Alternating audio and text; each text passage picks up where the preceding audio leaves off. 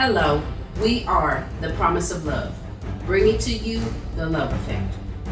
A podcast that brings you real insight and real stories about real relationships.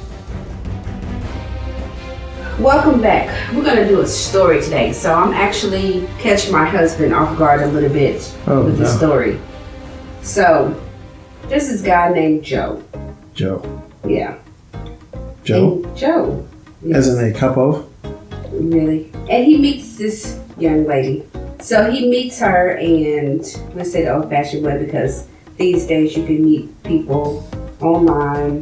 But he meets her, and he falls in love with her. And she wasn't quite ready to fall in love with him, but eventually she did. So the catching off guard part is, once they are falling for each other, when should sex come in the picture? Oh my goodness. Are you asking the old me or the new me? Really? Really?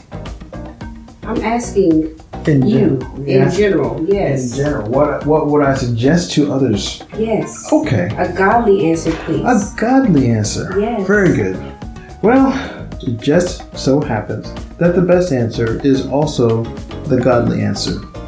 Because God gives us suggestions, advices, and directions to follow that are really for our better good, even if it's sometimes not what you want. For example, you should wait until you are in covenant with that person to have sex. And the reason I say that is because there's this reality called a soul tie. And a soul tie, it doesn't require sexual interaction to form. It comes from intimacy. Okay.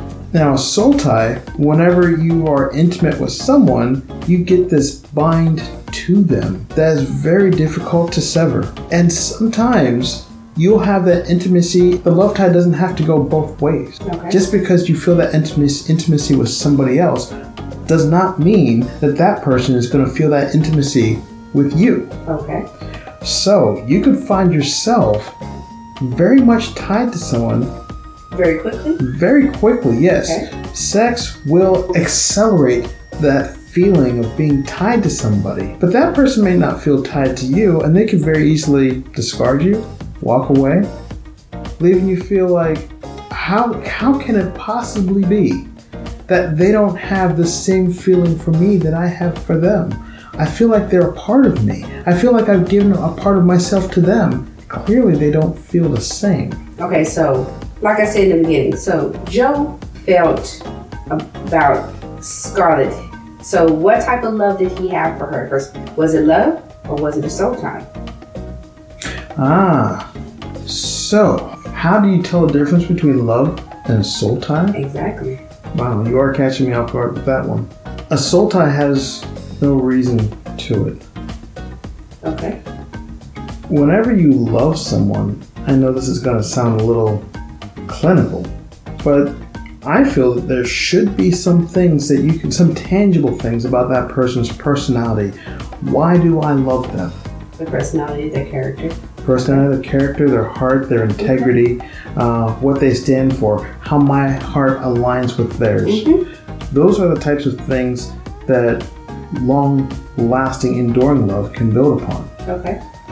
But if you look at someone and you say, look, there's just really nothing there that we can build on except the intercourse that we had.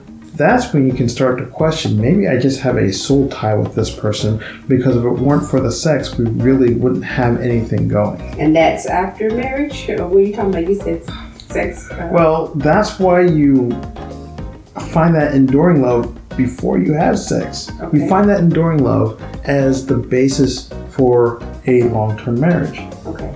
So you shouldn't have a soul tie with someone. You shouldn't sleep with them to get that soul tie. Yeah, you shouldn't. You shouldn't.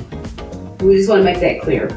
And the reality is, there are those who will sleep with someone to generate that soul tie, to artificially create that feeling of love. Ooh, wow. And since it is artificial, it doesn't last, and that's what leads to broken hearts. Okay, so Unpack a little bit about love versus soul ties. Love versus soul ties.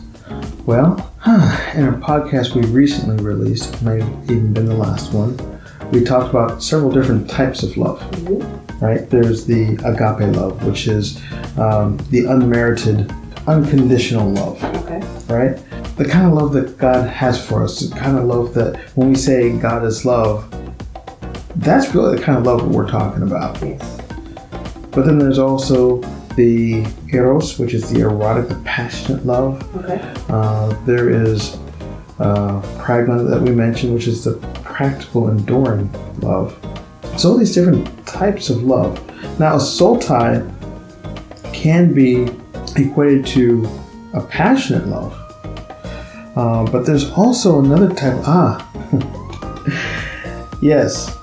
Another Greek specified type of love is mania, which is the obsessive love. Is that crazy love? It can be crazy love. It's probably where that term comes from. Because mania does mean crazy love. It does. Oh, Mania okay. does mean crazy. Mm-hmm. And so we talk about that crazy love. Sometimes we sing songs that make that sound like a good thing, but it's really an obsessive love. An obsessive love, it feels great whenever that's what you want, whenever you want that person also. But if that's more intense than you're looking for, obsessive love is not just annoying, it can also be somewhat dangerous. And that type of love can grow from a soul tie.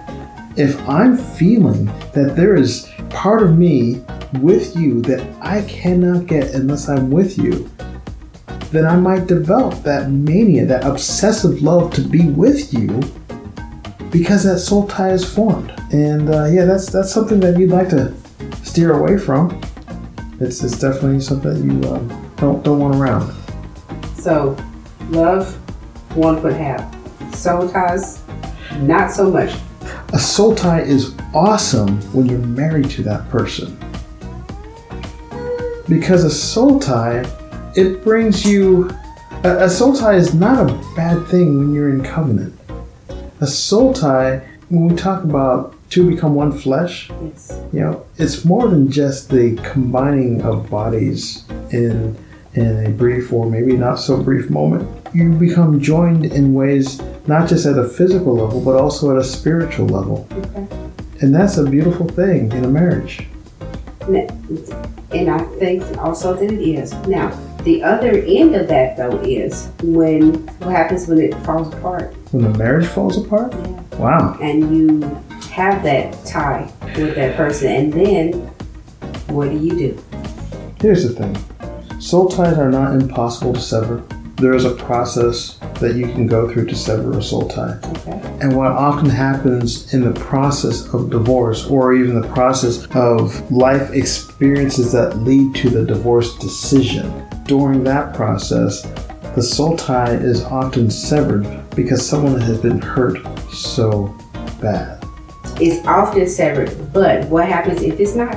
Oh, well, then you have to go through the process of severing that soul tie In order to be free of that past relationship.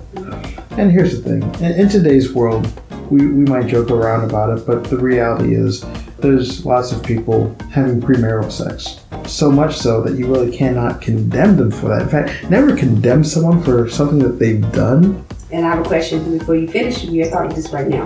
We can't condemn a person, we can't judge a person because we're not judge or jury. Who is? Well, there is one who is judge and jury. That's God. And as I said, the reason why I said that we cannot condemn them is because the moment that you condemn someone for doing something, you have shut them out of redemption. You have pretty much told them there is no hope for you. And that's not the case. It's not the case at all. So yeah, I don't think that we can condemn someone for having premarital sex. We have both been married before. We've both been divorced. We both have children from other marriages. So clearly, you and I were not our first. So I would be somewhat hypocritical if I were to condemn someone for having sex with someone before their current marriage. If that soul tie has not been severed from a previous relationship, in today's world, it's really quite common for someone to have had sex with someone else before they marry, before they meet their spouse to be. And again, I can't condemn someone for that, but the reality is whenever they do that, they start to bring along baggage into the relationship, bring baggage into the marriage. And they should drop their baggage off at the door before they even get into that relationship. You should. Or the marriage, yes. You should, but sometimes that baggage is tied to your ankle through what's called a soul tie. You may think that you've dropped it at the door, but whenever your marriage hits a rough spot, whenever you find yourself a little less than blissfully content, your mind might wander back to that relationship as something that you still fondly carry, even though you thought you had left it at the door. So even if you don't think that you are being affected by a soul tie, even if you don't think that you are still dwelling on a past relationship, it's still a good idea to break that habit, to break that tie, to sever it, to ensure that it does not come back up later when it can really do your relationship or your marriage some serious harm. I like it. So I caught you off guard? You did. It's a topic that I am familiar with, soul ties, and I don't see a lot of divorcees pining over their ex. Usually it's, oh my goodness, I'm so glad I'm out of that relationship. I'm so glad that we got divorced. There is no way I'd still be with him. There's so many times that someone would say, oh, I am so much better off now. However, there are those that still cherish the marriage that was lost. And there are those who, even though they say there's no way, they are somewhat in denial of what they really feel. And yes, they do move on intelligently, intellectually. They move on. They have accepted it, but there's still a piece of them that they left behind in that old marriage or that old relationship. And yeah, that does need to be addressed. That does need to be severed for the current relationship to be all that it can be. I understand that, and I think the statement you said is true. But what about your children? Or what about you have children with your former? Yes, I do. They're amazing kids. I love those kids. So the question was, what happens when you have children? That means there's still part of them that's part of the former person. Yes and no. You gotta look at your children as their own individual beautiful beings. They are from God. God might have used you and your ex as the vessel to get them here to this earth. Okay. But you love them. Of course. It's not a matter of loving them because I love my ex. It's not a matter of loving your kids because you love the person who helped bring them into this world. You love your kids because of who they are. And if you can look at them, not without seeing your ex, but just look at them and see them. See the beauty that is them. Even if they did bring along some characteristics from your ex, that's fine because that's part of who they are. And they are beautiful in their own way. In their different ways, they are beautiful kids. And so, you know what? There might be part of your ex that you cherish in your kids, but they are, in their own rights, beautiful in and of themselves. Love them that way. Okay. So you got any other curveballs to throw at me? No, that was it. You did a great job. Thank you. Well, thank you. You're welcome.